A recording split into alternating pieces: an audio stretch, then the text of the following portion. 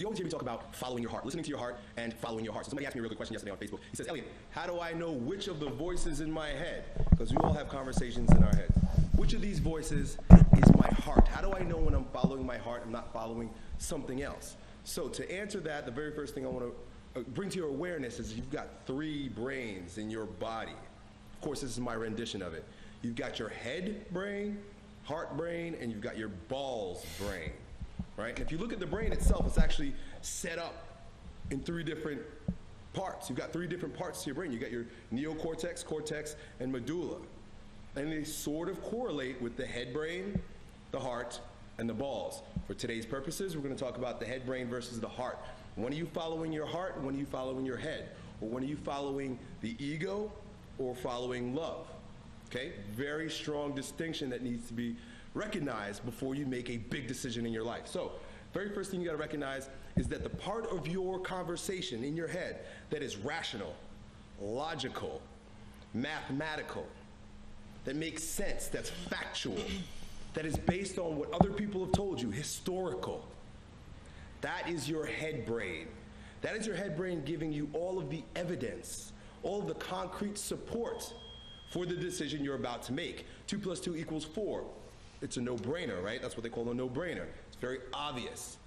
The part of that conversation that's completely irrational, completely illogical, makes absolutely no sense. 2 + 2 = 17 or 0, right?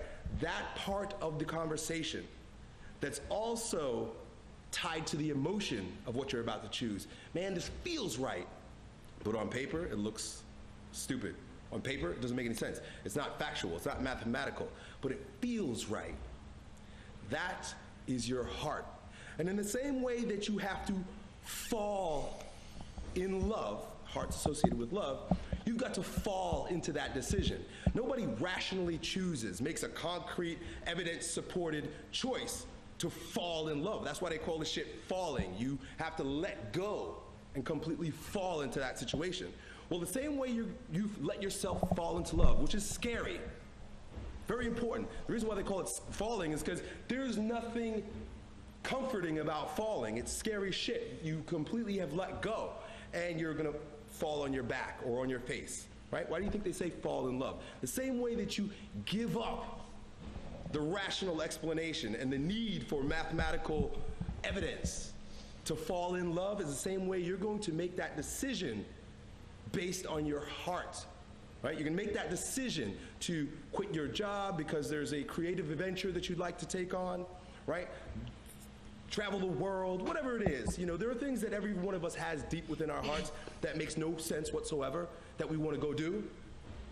Well, you can't wait till the numbers add up to do that thing. You got to fall, just like you would in love, fall into your heart's calling.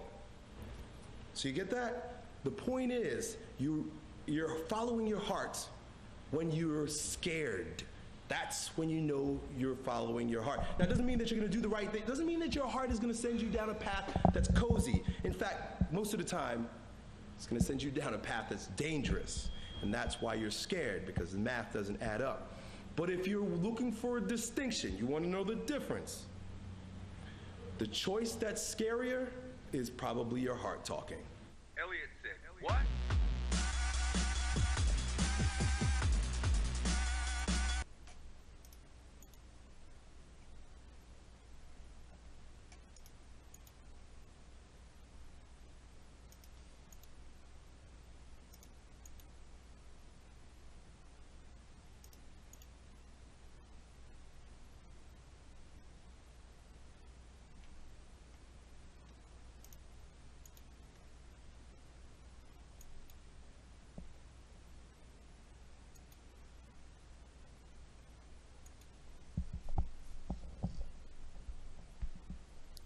Earlier today, I posted a video on my other YouTube channel where I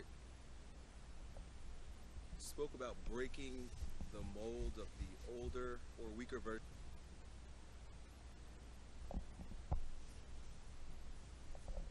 of yourself in order to allow the stronger version of you to emerge, right? And all the resistance associated with that. And I used a metaphor with regard to imagining that you were a statue made of plaster or whatever statues are made of, and a new version of you needs to break out of that, and how uncomfortable that might be, physically and mentally, and that's where most people drop the ball in their evolution towards what they would believe is a stronger version of themselves. One of the things that I wanted to say in that video that I didn't was that becoming a stronger version of yourself isn't so much about what you do. You know, we like to think that like a stronger version of me will be doing this, or I need to do that in order to be a stronger version of myself. Really, what you'll end up finding is that a stronger version of yourself requires that you give things up.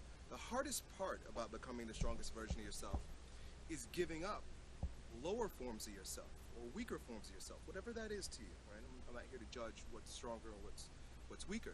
And what that means is there's going to be a challenge to your ideologies. And ideologies come in many different forms, philosophies, religions, things of that nature, that you have to question, that you've got to ask yourself these questions. And the biggest ideology that needs to be challenged, that you need to ask yourself, you need to challenge, ask yourself whether you're willing to give it up or not, is the idea of who you think you are. You say who you think you are is a manifestation of the experiences that you've had, the things that you've been told, the conditioning that you receive as a child, and the environment and how the people in your environment respond to you, what they expect of you. So when you challenge Bob or Dave or Dan or Susie or whatever it is that is associated with your name, it's almost like your actual personhood is crumbling. Right? The ego structure that you've developed over the past 30 years, how old you are, is being challenged and has to break down in many regards. And we become very attached. Everyone else becomes very attached to that version of you.